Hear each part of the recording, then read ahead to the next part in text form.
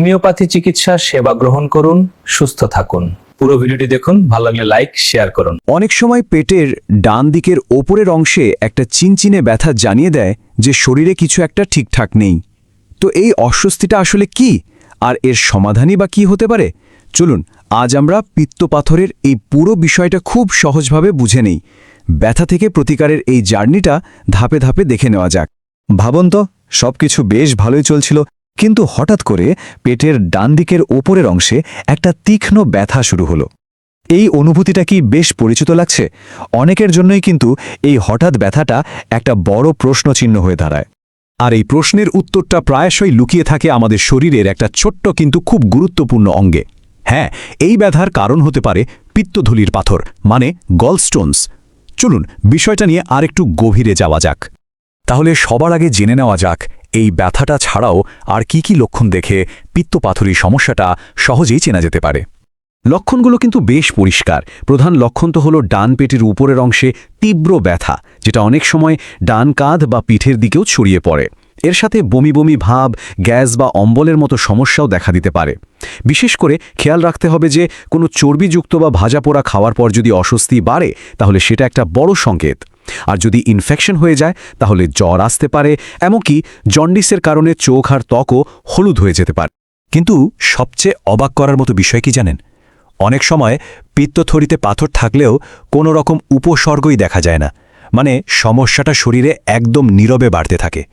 এজন্যই তো বলা হয় নিয়মিত স্বাস্থ্য পরীক্ষা করানোটা খুব জরুরি। এখন মনে প্রশ্ন আসতেই পারে, এই পাথরগুলো আসলে কি আর কেনই বা এগুলো তৈরি হয়? চলুন পরের অংশে এর কারণগুলো খুঁজে বের করা যাক। আচ্ছা, ব্যাপারটা অনেকটা এরকম। ধরুন এক গ্লাস পানিতে যদি প্রয়োজনের চেয়ে বেশি চিনি মেশানো হয়, তাহলে কি হবে? একটা সময় পর চিনিটা আর গুলবে না, বরং নিচে দানা বাঁধতে শুরু করবে। ঠিক একই ঘটনা ঘটে আমাদের পিত্তথলিতে। আমাদের লিভারের নিচে থাকা এই থলিতে পিত্তরস জমা হয়। যখন সেই রসে কোলেস্টেরল বা অন্য উপাদানগুলো অতিরিক্ত হয়ে যায়, তখন সেগুলো ঠিক ওই চিনির দানার মতোই জমে শক্ত কণায় পরিণত হয়, আর এগুলোকেই আমরা বলি পিত্তপাথর। এই চার্টটা দেখলে কারণগুলো আরও পরিষ্কার হয়ে যাবে। সবচেয়ে বড় কারণ হলো পিত্তরসে কোলেস্টেরলের মাত্রা বেড়ে যাওয়া। এছাড়া স্থূলতা, মানে অতিরিক্ত ওজন বা খুব দ্রুত ওজন কমানো, অনিয়মিত খাদ্যাভ্যাস, এমনকি বংশগত কারণও এর জন্য দায়ী হতে পারে। আবার ডায়াবেটিস বা গর্ভাবস্থার মতো কিছু শারীরিক অবস্থাও কিন্তু এর ঝুঁকি অনেকটাই বাড়িয়ে দেয়। তো সমস্যাটা তো বোঝা গেল, এখন এর সমাধান কি? চিকিৎসার জন্য মূলত দুটি প্রধান পথের কথা আমরা জানি। একটা হলো আধুনিক চিকিৎসা, আর অন্যটা হোমিওপ্যাথি। চলুন দুটোই একটু দেখে নিই। এখানে দুটো চিকিৎসার মূল লক্ষ্যটা কিন্তু একদম পরিষ্কার। আধুনিক চিকিৎসার প্রধান লক্ষ্য হল সমস্যার একেবারে জড় থেকে সমাধান করা, মানে সার্জারির মাধ্যমে পাথরসহ পিত্তথলিটাই সরিয়ে ফেলা, যাতে সমস্যাটা আর ফিরে না আসে, অথবা তীব্র ব্যথা কমানোর জন্য ওষুধ দেওয়া হয়। অন্যদিকে হোমিওপ্যাথি চিকিৎসার লক্ষ্য হল একটা সামগ্রিক উপশম, মানে শুধু রোগের উপর ফোকাস না করে রোগীর শারীরিক ও মানসিক সমস্ত উপসর্গের উপর ভিত্তি করে চিকিৎসা করা হয়, যা কিছু ক্ষেত্রে পাথর গলাতেও সাহায্য করতে পারে বলে মনে করা হয়। আসলে হোমিওপ্যাথির মূল ভিত্তিটাই হলো ব্যক্তিকেন্দ্রিক, মানে এখানে শুধু রোগের নাম ধরে চিকিৎসা হয় না, বরং চিকিৎসা হয় পুরো মানুষটার, তার সমস্ত লক্ষণ, শারীরিক এবং মানসিক অবস্থা সবকিছু বিচার করে তবেই ওষুধ নির্বাচন করা হয়। তাহলে আসল প্রশ্নটা হলো, গলস্টোন হলেই কি অপারেশন করাতেই হবে? এটাই কি একমাত্র রাস্তা? চলুন এই প্রশ্নটার উত্তর খোঁজার চেষ্টা করি। একটা প্রশ্ন আসতেই পারে যে কাদের এই সমস্যাটা হওয়ার ঝুঁকি বেশি। চলুন দেখে নেওয়া যাক। হরমোনগত কিছু কারণে নারীদের মধ্যে এর ঝুঁকিটা একটু বেশি। তারপর ধরুন বয়স যত বাড়ে ঝুঁকিও তত বাড়তে থাকে। এছাড়াও শরীরের ওজন যদি বেশি থাকে, মানে স্থূলতা, বা যদি ডায়াবেটিস থাকে, তাহলেও কিন্তু ঝুঁকি বেড়ে যায়। আর সবশেষে আজকালকার দিনে যেটা খুব কমন, মানে কায়িক পরিশ্রম বা ব্যায়ামের অভাব, সেটাও কিন্তু গলস্টোন হওয়ার একটা বড় কারণ হতে পারে। তো ঝুঁকির কারণগুলো তো আমরা জানলাম, কিন্তু এর সমাধান কি? আর সেটা হলো হোমিওপ্যাথিক চিকিৎসা। এটা এমন একটা পদ্ধতি যেখানে অপারেশন ছাড়াই এই সমস্যার চিকিৎসা করার চেষ্টা করা হয়। এই চিকিৎসাটা কিন্তু একদিনের ব্যাপার না, এটা একটা পুরো প্রক্রিয়া। প্রথমে একজন অভিজ্ঞ হোমিওপ্যাথিক ডাক্তারকে দিয়ে ঠিকঠাকভাবে রোগটা নির্ণয় করতে হবে। তারপর এমন ওষুধ দেওয়া হয় যার কাজ হলো পাথরটাকে গলানো শুরু করা। আর পুরো সময়টা জুড়ে কিন্তু রোগীর কী অবস্থা, কতটা উন্নতি হচ্ছে, সেদিকে কড়া নজর রাখা হয়। লক্ষ্যটা হলো পাথরটা যেন ধীরে ধীরে ছোট হয়ে আসে। যেমন ধরুন চেলিডোনিয়াম নামের একটি ঔষধ। এর কথা তখন ভাবা হয় যখন ব্যথাটা ডান কাঁধের দিকে ছড়িয়ে যায়। আবার লাইকোপোডিয়াম এর কথা চিকিৎসকরা ভাবেন যখন বিকেল 4টে থেকে রাত 8টার মধ্যে গ্যাস বা ব্যথা বাড়তে দেখা যায়। অর্থাৎ প্রতিটি ঔষধের নির্বাচন নির্ভর করে খুব নির্দিষ্ট কিছু উপসর্গের উপর। তবে এখানে একটা খুবই জরুরি কথা আছে যেটা মাথায় রাখতেই হবে, যে এই চিকিৎসাটা সবার জন্য নয়, মানে চাইলেই সবাই এটা করতে পারবে না। এর সাফল্য নির্ভর করে বিশেষ কয়েকটা শর্তের উপর। কি সেই শর্তগুলো?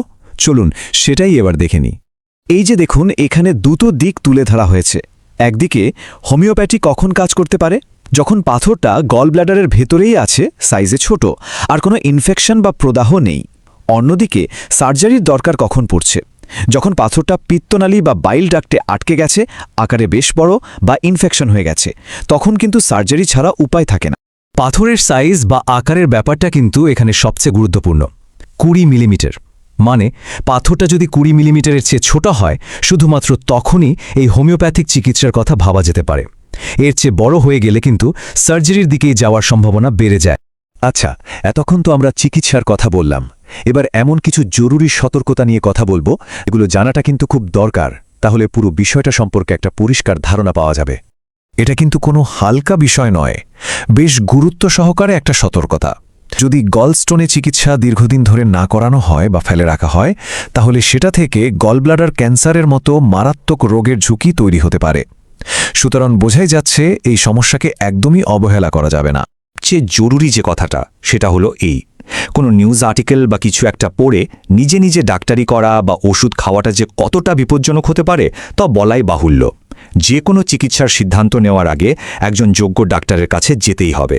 তিনিই ঠিকঠাকভাবে রোগটা নির্ণয় করে বলে দেবেন যে কোনটা করা উচিত। তাহলে দিনের শেষে প্রশ্নটা এটাই দাঁড়ায় যে এই বিকল্প চিকিৎসা কি সবার জন্যই সঠিক পথ? সত্যি বলতে এর কোনো সহজ উত্তর নেই। এটা নির্ভর করে একেকজনের শারীরিক অবস্থা, পাথরের ধরন, আকার, এরকম অনেক কিছুর ওপর। আর এই জটিল বিষয়টার সবচেয়ে ভালো উত্তর কিন্তু একজন বিশেষজ্ঞ ডাক্তারই দিতে পারবেন। তাই নিজে থেকে কোনো সিদ্ধান্তে আসার আগে একজন পেশাদার ডাক্তারের পরামর্শ নেওয়াটাই কিন্তু সবচেয়ে বুদ্ধিমানের কাজ। চিকিৎসার পাশাপাশি আমাদের জীবনযাত্রার কিছু পরিবর্তনও কিন্তু এই সমস্যা প্রতিরোধে আর নিয়ন্ত্রণে একটা বড় ভূমিকা রাখে। চলুন দেখি সুস্থ থাকার জন্য কি কি সহজ উপায় আমরা মেনে চলতে পারি। এই 5টি ধাপ কিন্তু খুবই সাধারণ কিন্তু ভীষণ কার্যকরী। কম তেল চর্বিযুক্ত খাবার খাওয়া, পর্যাপ্ত পরিমাণে পানি পান করা আর সময়মতো খাওয়ার অভ্যাস করাটা খুব জরুরি। খাদ্য তালিকায় বেশি করে ফল আর সবজি রাখা এবং প্রতিদিন হালকা ব্যায়াম করা শরীরকে ভেতর থেকে সুস্থ রাখতে সাহায্য করে। কিন্তু এমন কিছু পরিস্থিতিও তৈরি হতে পারে যখন আর অপেক্ষা করার সুযোগ থাকে না। কখন সার্জারি বা অপারেশন অপরিহার্য হয়ে পড়ে, সেই জরুরি সংকেতগুলো চিনে রাখাটা খুব দরকার। দেখুন, এই অবস্থাগুলো কিন্তু বেশ গুরুত্বপূর্ণ। যদি ব্যথা বারবার ফিরে আসে এবং তীব্র আকার নেয়, পিত্তথলিতে সংক্রমণ হয় অথবা পাথর পিত্তনালীতে আটকে গিয়ে জন্ডিস বা প্যানক্রিয়াটাইটিসের মতো জটিলতা তৈরি করে, তখন দেরি না করে অপারেশনের কথাই ভাবতে হয়। সুতরাং মূল কথাটা কি দাঁড়ালো? প্রাথমিক পর্যায়ে যখন কোনো জটিলতা নেই, তখন বিকল্প চিকিৎসার কথা ভাবা যেতে পারে। কিন্তু সমস্যা যদি গুরুতর হয়ে যায় বা কোনো জটিলতা তৈরি হয়, তখন আধুনিক চিকিৎসা এবং প্রয়োজনে অপারেশনের সাহায্য নেওয়াই কিন্তু সবচেয়ে বুদ্ধিমানের কাজ। শেষ করার আগে শুধু একটা প্রশ্ন, পেটের ডান দিকের এই ব্যথাটাকে কি আমরা প্রায় সাধারণ গ্যাসের সমস্যা ভেবে এড়িয়ে যাই না? মনে রাখতে হবে, ছোট একটা উপসর্গ অনেক সময় কিন্তু বড় কোনো সমস্যার ইঙ্গিত দেয়। তাই সচেতন থাকা আর প্রয়োজনে চিকিৎসকের পরামর্শ নেওয়াই হলো সুস্থ থাকার সেরা উপায়।